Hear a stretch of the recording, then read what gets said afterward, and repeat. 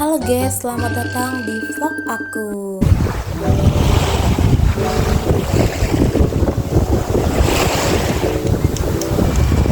Kenapa buang sampah ke laut? Hah, emang nggak boleh? Nggak boleh. Kenapa? Jadi gini. Di zaman modern ini, kegunaan plastik sangat dibutuhkan oleh manusia. Tanpa kita sadari, kebutuhan tersebut memiliki dampak buruk bagi lingkungan. Salah satunya adalah lingkungan laut. Di dalam kehidupan sehari-hari, plastik menjadi hal biasa yang sering kamu jumpai. Tapi kamu tahu tidak, sampah plastik itu bersifat karsinogenik. Itu loh zat yang dikenal memiliki sifat pemicu penyakit kanker. Lah, bentar-bentar, katanya banyak produk-produk plastik yang berlabel food grade, aman untuk membungkus makanan panas, bahkan bisa masuk microwave. Nah, ternyata plastik itu mempunyai jenis yang beragam loh. Bentuk dan kegunaannya pun disesuaikan dengan jenis polimer penyusunnya. Jenis polimer plastik yang utama ada 7 macam dan masing-masing dapat dikenali dengan kode identifikasi resin atau resin identification code. Biasanya kode ini dicetak pada produk plastik berupa angka yang dikelilingi dengan 3 anak panah yang berbentuk segitiga. Contohnya PET, HDPE, PVC, LDPE, PP, PS, dan lain-lain. Seperti SEN, ABS, akrilik, dan polikarbonat. Nah, dari 7 kategori plastik tersebut, ada 3 contoh jenis plastik yang sering kita gunakan. Pertama, PETE atau polyethylene terephthalate. Biasanya digunakan untuk botol air kemasan. Jenis plastik ini hanya bisa digunakan untuk sekali pakai saja dan bahaya jika terkena air panas, bisa-bisa meleleh botol minum tersebut. Kedua, PS atau polystyrene. Biasanya jenis ini kamu gunakan untuk wadah makanan sekali pakai, seperti styrofoam. Styrofoam mengandung bahan yang berbahaya bagi kesehatan manusia seperti gangguan otak dan gangguan reproduksi wanita serta gangguan saraf. Kamu sebaiknya menghindari jenis plastik ini ya untuk tempat makanan. Ketiga, LDPE atau low density polystyrene. Jenis plastik ini cenderung lebih ringan, biasanya digunakan untuk kantong plastik atau tutup kaleng kopi. Kode identifikasi ini sangat bermanfaat karena dari kode ini kita bisa tentukan jenis plastik apa yang aman untuk digunakan sebagai tempat makanan dan minuman. Seperti plastik dengan kode resin 4 dan 5 ini, plastik yang paling cocok digunakan untuk wadah makanan dan minuman yang bisa digunakan berulang kali. Sementara plastik dengan kode resin lainnya hanya direkomendasikan untuk membungkus makanan dalam jangka waktu pendek dan hanya bisa digunakan 1 kali saja. Nah, setelah kamu mengenal berbagai jenis plastik, kamu harus lebih berhati-hati ya, karena ternyata penggunaan plastik akan berbahaya jika tidak sesuai dengan fungsinya. Maka dari itu, sangat penting untuk lebih memperhatikan jenis plastik apa yang akan kita gunakan. Jangan lupa gunakan plastik dengan bijak ya. Coba kita lihat kondisi laut lepas yang penuh dengan sampah. Di zaman modern ini, kegunaan plastik sangat dibutuhkan oleh manusia. Tanpa kita sadari, kebutuhan tersebut memiliki dampak buruk bagi lingkungan.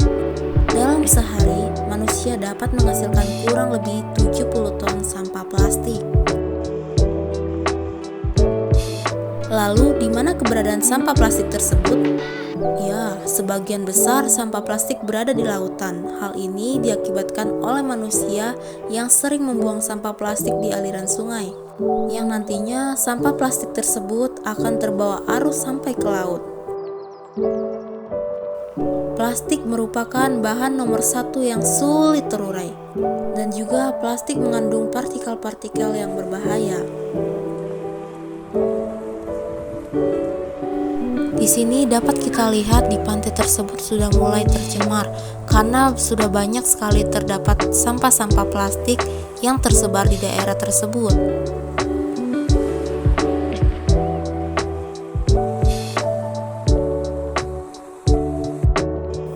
Sampah yang jatuh ke laut sama-sama punya umur yang panjang. Mereka butuh waktu puluhan bahkan ratusan tahun agar mereka bisa terurai secara alami. Eits, bukan cuma itu, umur sampah plastik yang lama juga akan menimbulkan masalah lain. Sampah yang dibiarkan mengendap di atas tanah akan terkena hujan dan menghasilkan air lindi, di mana air tersebut akan terserap oleh tanah, membuat tanah di sekitarnya menjadi tidak subur. Dan yang lebih parah, air tersebut akan bergerak ke dalam air tanah dan sungai, sehingga membuat aliran air di sekitarnya menjadi tercemar. Sampah plastik yang berakhir di laut juga menimbulkan masalah. Panjangnya umur sampah plastik membuat mereka terapung di laut dalam waktu yang lama. Lalu mereka akan tertarik oleh pusaran air yang kuat dan terkumpul menjadi pulau sampah terbesar. Keberadaan sampah plastik di laut juga merusak ekosistem, di mana sampah-sampah tersebut akan dimakan oleh biota laut dan akan mengancam kehidupan mereka, seperti yang dialami seekor paus sperma yang terdampar di Spanyol dengan 32 kg sampah di potnya. Enggak cuma sampai di situ, sampah plastik yang mengendap lama-kelamaan akan terpotong hingga menjadi bagian yang paling kecil, atau biasa disebut mikroplastik. Mikroplastik ini bisa berpendas sepanjang rantai makanan. Ia bisa dimakan oleh plankton yang jadi makanan ikan-ikan kecil, lalu ikan-ikan itu dimakan oleh ikan yang lebih besar, kepiting tiram, atau predator lain. Lalu, tahukah kamu di mana akhirnya? Ya, mereka semua menjadi sajian seafood di piring kita. Terlalu banyak mikroplastik yang masuk dan mengendap di tubuh kita bisa menimbulkan dampak buruk bagi kesehatan, seperti mengganggu metabolisme tubuh dan meningkatkan resiko kanker. Maka dari itu, kita harus mengurangi produksi sampah pribadi dari sekarang. Kita bisa mulai dari mengubah kebiasaan kita seperti membawa tas atau tote bag sendiri saat berbelanja, punya alat makan dan minuman sendiri saat bepergian, dan memisahkan sampah rumah tangga untuk memudahkan proses daur ulang. Memang, permasalahan sampah plastik tidak bisa diselesaikan oleh individu. Perlu adanya usaha bersama antara pemangku kebijakan, produsen produk berkemasan plastik, dan kita sebagai individu untuk menyelesaikannya. Tapi langkah kecil yang kita lakukan akan sangat berkontribusi untuk perubahan yang lebih baik. So, marilah kita buang sampah pada tempatnya.